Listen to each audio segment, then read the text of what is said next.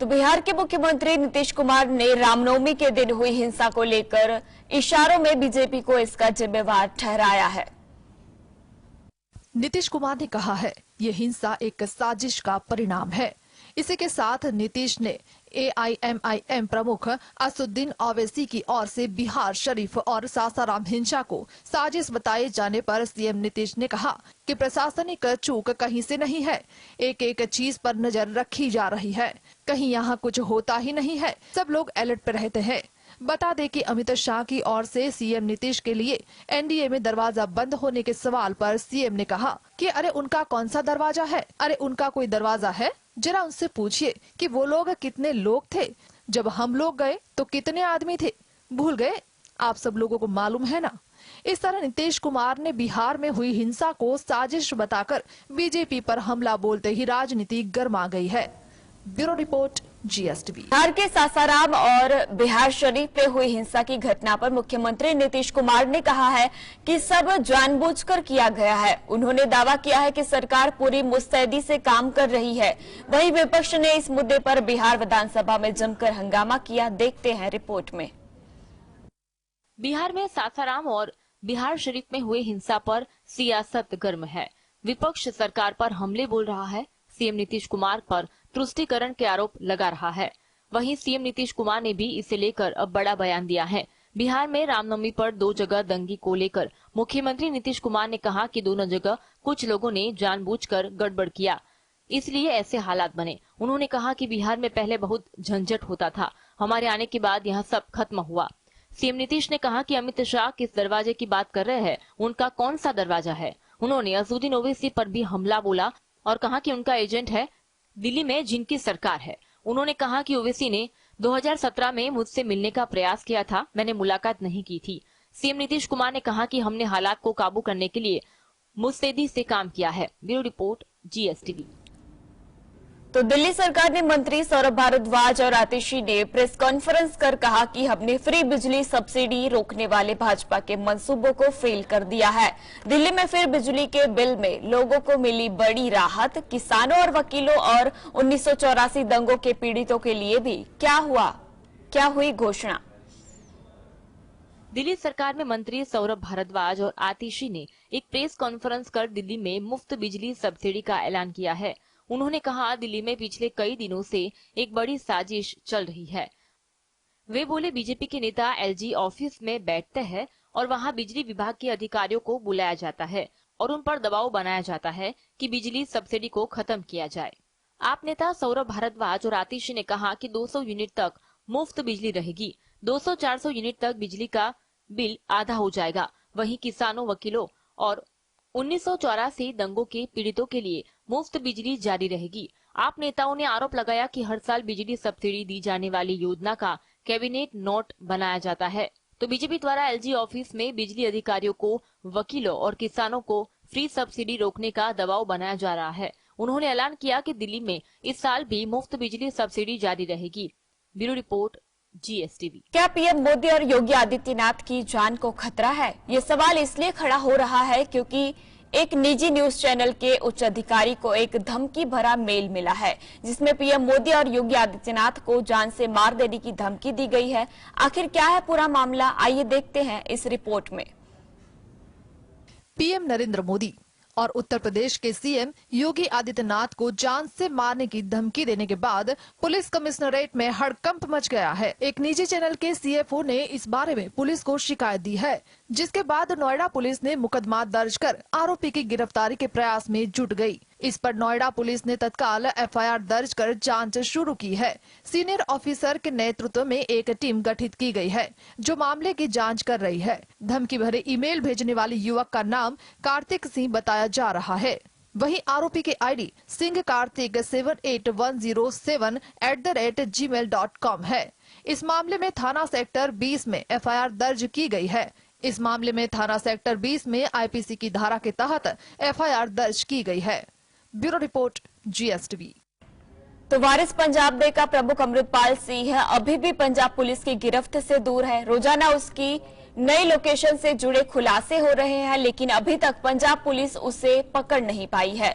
इस बीच शीर्ष खुफिया सूत्रों से ये जानकारी मिली है कि अमृतपाल किसी सलाह लेकर फरार हुआ है। कौन है वो शख्स जिसने अमृतपाल को फरार होने की दी सलाह? क्या है पुलिस ने प्रशासनिक कार्यवाही? देखते हैं रिपोर्ट में। खुफिया सूत्रों का कहना है कि अमृतपाल के चाचा चाहते थे कि वो सरेंडर कर दे, लेकिन उसके साथ ही पपलप्रीत ने उसे फरार होने की सलाह दी। पपलप्रीत पर पुलिस ने कई मामले दर्ज किए हैं। अमृतपाल के लिए नए नए ठिकानों की तलाश भी पपलप्रीत ही कर रहा था। पटियाला में जिस बलबीर कौर के पास अमृतपाल ठहरा था, वो भी पपलप्रीत को जानती थी। पपलप्रीत पर अब देश के खिलाफ राजद्रोह, दो समूहों के बीच दुश्मनी को बढ़ावा देने और साइबर आतंकवाद के अलावा साजिश रचने के मामले दर्ज किए गए हैं। सूत्रों का कहना है कि पपलप्रीत के पाकिस्तान में बैठे खालिस्तानी कट्टरपंथियों से भी संबंध है। वहीं जब अमृतपाल दुबई से भारत लौटा था तो पपलप्रीत उसके संपर्क में आया था और उसने अमृतपाल को प्रभावित करना शुरू किया था। वहीं अब फरार होने के लिए भी पपलप्रीत ने ही अमृतपाल को सलाह दी। Bureau report, GSTV। तो Delhi police special cell Mexico में गिरफ्तार किए गए वांटेड क्रिमिनल दीपक बॉक्सर को राजधानी वापस ले आई है। स्पेशल सीपी ने कहा है कि स्पेशल सेल के लिए इसका पकड़ा जाना बड़ी सफलता है। दिल्ली पुलिस स्पेशल सेल को मेक्सिको से बड़ी सफलता हाथ लगी है। उन्होंने वहां पर स्थानीय प्रशासन की मदद से दिल्ली NCR में वांटेड क्रिमिनल दीपक बॉक्सर को गिरफ्तार किया और उसको दिल्ली लेकर आ गए हैं। दिल्ली की रोहिणी अदालत में बदमाश जितेंद्र मान उर्फे गोगी की हत्या के बाद दीपक गोगी गिरोह चला गया था। दो हमलावरों ने 24 सितंबर 2021 को गोगी की गोली मारकर हत्या कर दी थी। पुलिस की जबानी कार्यवाही में दो हमलावर भी मारे गए थे। दीपक बिल्डर अमित गुप्ता की हत्या के सिलसिले में वांछित था, जिसके पिछले साल 23 अगस्त को उत्तरी दिल्ली के बुराड़ी इलाके में गोली मारकर हत्या कर दी गई थी। गोगी दीपक बॉक्सर गिरोह के शार्प शूटर अंकित गुलिया ने कथित तौर पर गुप्ता की हत्या की थी। दिल्ली एयरपोर्ट पर दिल्ली पुलिस स्पेशल सेल की सीपी ने कहा, दिल्ली NCR में इससे बड़ा कोई गैंगस्टर नहीं था। हमने इसको गिरफ्तार कर लिया है और अब इसके खिलाफ कानूनी कार्यवाही की जाएगी। Bureau report, GSTV। Welcome back. Forbes की प्रतिष्ठित बिलियनियर लिस्ट 2023 में मुकेश अंबानी एशिया के सबसे अमीर शख्स बन गए हैं और उनकी संपत्ति कितनी है ये जानकर आपको हैरानी होगी। रिलायंस इंडस्ट्रीज के चेयरमैन और मैनेजिंग डायरेक्टर मुकेश अंबानी एक बार फिर एशिया के सबसे धनवान शख्स बन गए हैं।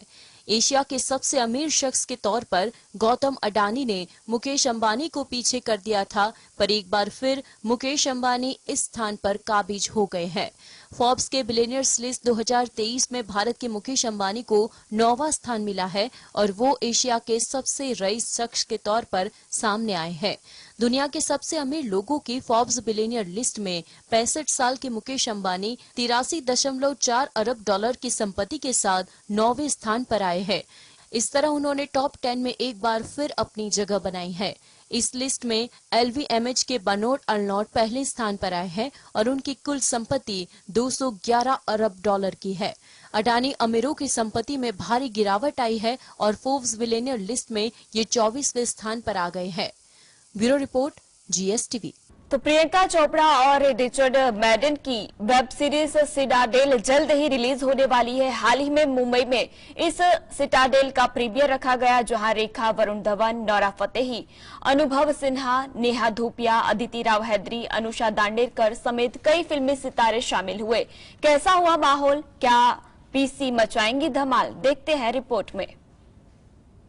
प्रियंका चोपड़ा, रिचर्ड मैडन की वेब सीरीज सिटाडेल जल्द ही रिलीज होने वाली है। हाल ही में मुंबई में इस सिटाडेल का प्रीमियम रखा गया, जहां रेखा, वरुण धवन, नोरा फतेही, अनुपम सिन्हा, नेहा धूपिया, अदिति राव हैदरी, अनुषा दांडेकर समेत कई फिल्मी सितारे शामिल हुए। बता दें कि प्रियंका इन दिनों सिटाडेल के प्रमोशन के लिए भारत में है। वह ब्लू ऑफ शोल्डर ड्रेस में नजर आई। इस दौरान वह काफी ग्लैमरस भी दिख रही थी। वहीं रिचर्ड ऑल ब्लैक सूट में हैंडसम लगे। रूसो ब्रदर्स के निर्देशन में बनी सिटाडेल एक स्पाइस थ्रिलर सीरीज है, जिसकी कहानी प्रियंका और रिचर्ड मैडन के इर्द गिर्द घूमती है। दोनों इस सीरीज में एजेंट्स की भूमिका निभा रहे हैं। वही सीरीज 28 अप्रैल को रिलीज होगी, जिसके नए एपिसोड हर शुक्रवार 26 मई तक वीकली रिलीज किए जाएंगे। Bureau report, GSTV। ट्विटर ने ये ऐलान किया था कि 1 अप्रैल के बाद से लीगेसी चेकमार्क सभी के अकाउंट से हटा दिया जाएगा। तो इसके बावजूद अभी भी कई लोगों के अकाउंट में फ्री वाला ब्लू टिक मौजूद है। क्या कारण है, देखते हैं इस रिपोर्ट में। पिछले महीने ट्विटर ने यह ऐलान किया था कि कंपनी 1 अप्रैल के बाद से लीगेसी चेकमार्क सभी के अकाउंट से हटा देगी, यानी कि फ्री वाले ब्लू टिक अकाउंट से हट जाएंगे और लोगों को इसके लिए अब ट्विटर ब्लू का सब्सक्रिप्शन लेना होगा। इसके बावजूद भी लीगेसी चेकमार्क कई लोगों के अकाउंट से नहीं हटा है। कुछ लोगों के अकाउंट से हटा भी है तो वो कंपनी ने मैन्युअली किया है। दरअसल कंपनी आपसे एकाएक फ्री वाले ब्लू टिक नहीं छीन सकती। ये बात हम नहीं बल्कि एक रिपोर्ट कहती है कि कंपनी के पास इंटरनल ऐसी कोई टेक्नोलॉजी नहीं है जो एक साथ 4.2 लाख लीगेसी अकाउंट से चेक मार्क हटा दे। यानी ट्विटर के इंटरनल कोड में ऐसा कोई कोड मौजूद नहीं है जिससे सभी चेक मार्क एकाएक हटाए जाए। कंपनी को ये काम मैन्युअली करना होगा और एक एक करके सभी के अकाउंट से ब्लू टिक हटाना होगा। भारत में कंपनी वेब यूजर से 650 रुपए और iOS और एंड्रॉइड यूजर से 900 रुपए का चार्ज हर महीने ट्विटर ब्लू के लिए ले रही है। Bureau report. डोनाल्ड ट्रंप आपराधिक आरोपों का सामना करने वाले अमेरिका के पहले मौजूदा या पूर्व राष्ट्रपति हैं। न्यूयॉर्क में पेशी के बाद वह वापस फ्लोरिडा लौट आए। आरोप तय होने के बाद ट्रंप ने जज को भी नहीं छोड़ा। चौंकाने वाली बात यह थी कि कोर्ट ने खुद को ट्रंप ने निर्दोष बताया। क्या दिया कारण, देखते हैं रिपोर्ट में। अमेरिका के पूर्व राष्ट्रपति डोनाल्ड ट्रंप न्यूयॉर्क में पेशी के बाद वापस फ्लोरिडा लौट आए। ट्रंप ने कोर्ट में खुद को बताया निर्दोष। रिपोर्ट के मुताबिक ट्रंप अपने वकीलों के साथ याचिका दाखिल करते ही कोर्ट में हाथ जोड़कर बैठ गए। जब उनसे पूछा गया कि वह इन आरोपों को लेकर क्या कहना चाहेंगे तो पूर्व राष्ट्रपति ने कहा निर्दोष। यहाँ उन्होंने अपनी पेशी को लेकर सार्वजनिक बयान जारी किया। उन्होंने कहा, मैंने कभी नहीं सोचा था कि अमेरिका में ऐसा कुछ हो सकता है। मैंने अपने देश की निडरता से रक्षा करने के लिए एकमात्र अपराध किया है। हमारा देश नरक में जा रहा है। बता दें, डोनाल्ड ट्रंप आपराधिक आरोपों का सामना करने वाले अमेरिका के पहले मौजूदा या पूर्व राष्ट्रपति हैं। बाइडेन पर निशाना साधते हुए उन्होंने कहा कि यह फर्जी मामला केवल आगामी 2024 के चुनाव में हस्तक्षेप करने के लिए लाया गया था और इसे तुरंत हटा दिया जाना चाहिए। Bureau report.